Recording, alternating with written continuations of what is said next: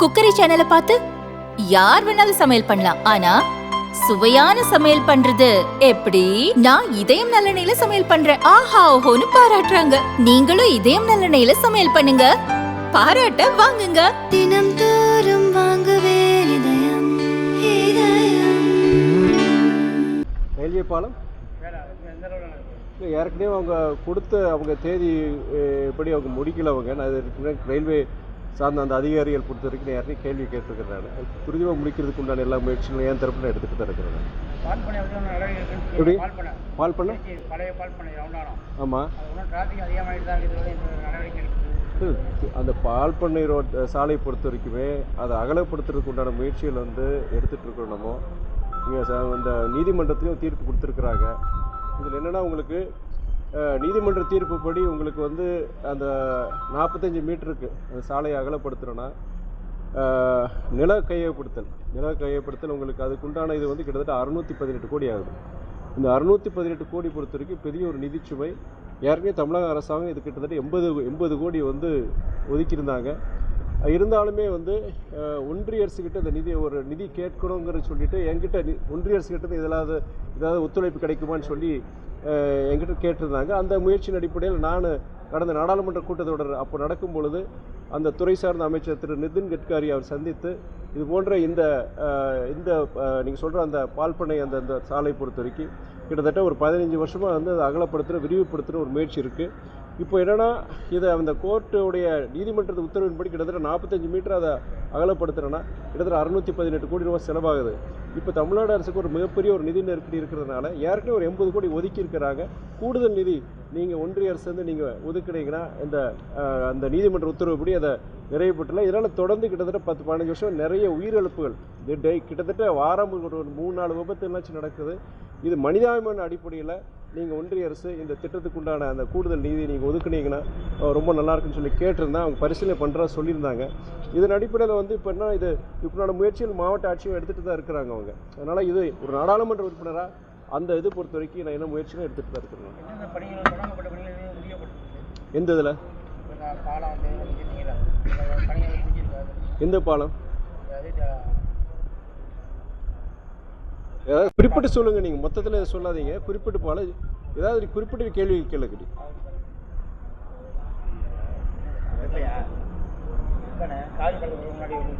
நீங்கள் குறிப்பிட்டு கேளு. இப்போ நீங்கள் இப்போ தேசிய நெடுஞ்சாலையில் பொறுத்த வரைக்கும் நீங்கள் கேட்டேன்னா நான் சொல்லணும்னா ஜிகோனர் பொறுத்த வரைக்கும் ஏற்கனவே வந்து அவங்க ரயில்வே துறையை பொறுத்த வரைக்கும் அவங்க நிலத்தை கொடுக்கணும். அவங்க நிலத்தை கொடுத்தாங்கன்னா நாங்கள் தேசிய நெடுஞ்சாலைத்துறை நகாயை பொறுத்த வரைக்கும் அந்த வேலையை அவங்க எடுத்து பண்ணுறதுக்கு தயாராக இருக்கிறாங்க. இதில் என்னென்னா வந்து ரயில்வே அமைச்சகத்துக்கிட்டையும் போன அந்த நாடாளுமன்ற கூட்டத்தொடர்லையும் ரயில்வே அமைச்சகத்தை சந்தித்து அந்த ரயில்வே நிலத்தை பொறுத்த வரைக்கும் நீங்கள் சீக்கிரம் கொடுத்துட்டீங்க வேலையை அவங்க சீக்கிரமாக ஆரம்பிச்சிடுவாங்க சொல்லி ஒரு கோரிக்கை வச்சுருந்தேன். அதே மாதிரி நம்ம திருச்சி சென்னை தேசிய நெடுஞ்சாலையில் உங்களுக்கு அங்கே சஞ்சீவி நகரில் பொறுத்த வரைக்கும் அங்கே சர்வீஸ் பாதையை அகலப்படுத்தி அங்கே சுரங்கப்பாதை கொண்டுறதுக்கு அதுக்குண்டான டெண்டர்லாம் முடிஞ்சிச்சு. வேலை கிட்டத்தட்ட கொஞ்சம் சீக்கிரம் ஆரம்பிச்சிருவாங்க. அதே மாதிரி அங்கே ஒய்கானர் அதே மாதிரி திருச்சி சென்னை தேசிய நெடுஞ்சாலையில் ஒய்கானர் பகுதியிலேயே சுரங்கப்பாதைக்குண்டான அதை டெண்டர் கொடுத்து வேலை சீக்கிரம் ஆரம்பிச்சிருவாங்க. இது போன்ற அதே மாதிரி ரயில்வே பொறுத்த வரைக்கும் மேற்கல் கற்கண்டரை கோட்டையில் பொறுத்த வரைக்கும் வேலையை அங்கே ஆரம்பிச்சிட்டாங்க அவங்க. அது மாதிரி கிட்டத்தட்ட 10 வருஷமாக தேக்க நிலையில் இருந்த ரயில்வே சுரங்கப்பாதை பொறுத்த வரைக்கும் அது வரைக்கும் கிட்டத்தட்ட அது 10 வேலைகள் பொறுத்த வரைக்கும் இப்போ அதுக்குண்டான பணிகள் இப்போ ஆரம்பிச்சிருக்கிறாங்க. அதனால் என்ன நீங்கள் குறிப்பாக ஏதாவது நீங்கள் கேட்டிங்கன்னா பதில் சொல்லலாம். எனக்கு தெரிஞ்ச வரைக்கும் நான் இந்த ஒரு வருஷத்தில் நான் நிறைய இந்த மாதிரி வேலைகள் தேசிய நெடுஞ்சாலைத்துறையாக இருக்கட்டும் இல்லை நம்முடைய ரயில்வே துறையாக இருக்கட்டும் தொடர்ந்து இதை நான் ஒவ்வொரு மாதமும் அதை கண்காணித்து அது என்ன ஃபைல் எந்த ஸ்டேட்டஸில் இருக்குது எதனால் தேக்கமாக இருக்குன்னு சொல்லிட்டு தொடர்ந்து நான் முயற்சியில் ஈடுபட்டிருக்கிறாங்க. அதே மாதிரி இங்கே திருச்சி விமான நிலையத்தையும் உங்களுக்கு எல்லாருக்கும் தெரியும். இன்றைக்கி கூடுதல் விமான சர்வீஸ் உங்களுக்கு கிட்டத்தட்ட உங்களுக்கு திருச்சியிலேருந்து சென்னையாக இருக்கட்டும், திருச்சி ஹைதராபாத், திருச்சி பெங்களூரு, திருச்சி மும்பை 4 புதிய வழித்தடங்கள் இங்கேருந்து நம்ம ஏர் இண்டியா எக்ஸ்பிரஸ் மூலியமாக இன்றைக்கி துவக்கியிருக்கிறாங்க. அதுக்குண்டான முயற்சி இருக்குது. அதே மாதிரி அடுத்து வர காலகட்டங்கள்லேயும் வந்து கூடுதல் விமான சேவை இண்டிகோ மூலியமாக கூடுதல் விமான சேவை கொண்டு வரதுக்கு உண்டான முயற்சி இருக்குது. ஏர்போர்ட் விரிவாக்க ரன்வே எக்ஸ்பான்ஷன் பொறுத்த வரைக்கும் இந்த ஒரு வருஷத்தில் கிட்டத்தட்ட 99 விழுக்காடு முடிஞ்சிருச்சு. அது மேற்கொண்டு பொறுத்தவரைக்கும் மேற்கொண்டு சில பணிகள் பொறுத்தவரைக்கும் அதுக்குண்டான அது சீக்கிரம் முடிக்கணும்னு சொல்லிட்டு தான் நான் இங்கே ஏர்போர்ட் டைரக்டர்கிட்டே நான் பேசியிருக்கேன். மாவட்ட ஆட்சியர் அவர்கிட்டயே சமீபத்தில் போன வாரம் பேசிட்டு அதுக்குண்டான சில இதெல்லாம் பொறுத்தவரைக்கும் சீக்கிரமாக துரிதப்படுத்தணும்னு ஒரு வேண்டுகோள் விடுத்திருக்கிறேன். நான் முதலமைச்சர் வெளிநாடு சுற்றுப்பயணம் முதலீடு இருக்க போல முதலீடு செய்ய போயிருக்கான்னு சொல்லி விஜய் சொல்லியிருக்காரு. அதாவது நீங்கள் ஒரு சகோதரர் விஜயை பொறுத்த வரைக்கும் ஒரு ஒரு ஒரு எதிர்க்கட்சியை செயல்பட நினைக்கிறாரு.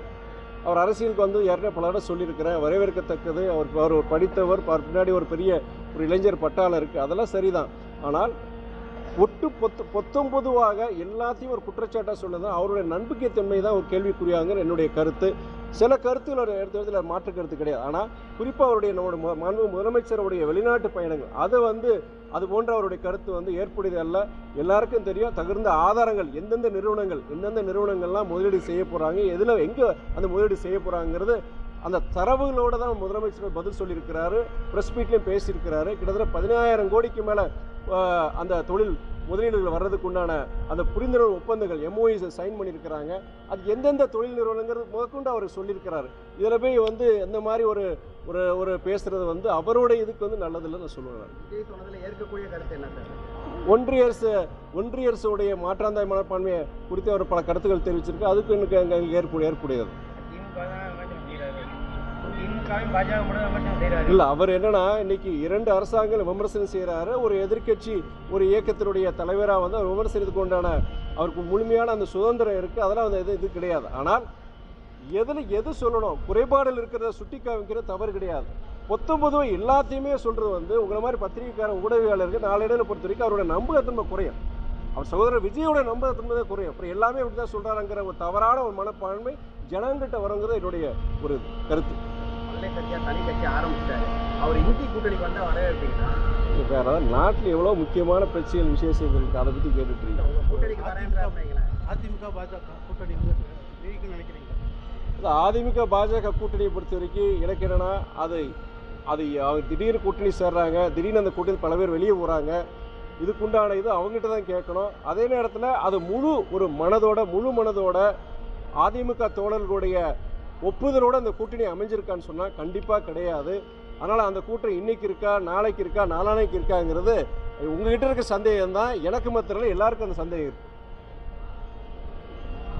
தோழர் நீங்கள் ஏதாவது கேட்டு வச்சுக்கோங்க, துல்லியமாக இந்த பாலமா அதான் கேளுங்க. நீங்கள் பொதுவாக பாலங்கன்னு சொன்னால் பாலம் கிட்டத்தட்ட 50-100 இடத்துல நடந்துட்டு இருக்கு வேலை. அதான் சொன்னேன், அதுக்காக நானே சொல்லிட்டு போகிறேன். அதனால் உங்களுக்கு ஞாபகம் நான் சொன்னேன் உங்களுக்கு. சஞ்சீவி நகர் டெண்டர் ப்ராசஸில் முடிஞ்சிருச்சு, வேலையை ஆரம்பிச்சிருவாங்க. சஞ்சீவி நகர்லேயும் முடிச்சிட்டாங்க. அதே மாதிரி ஒய்கானரில் அதே மாதிரி அங்கேயும் சுரங்கப்பாதை.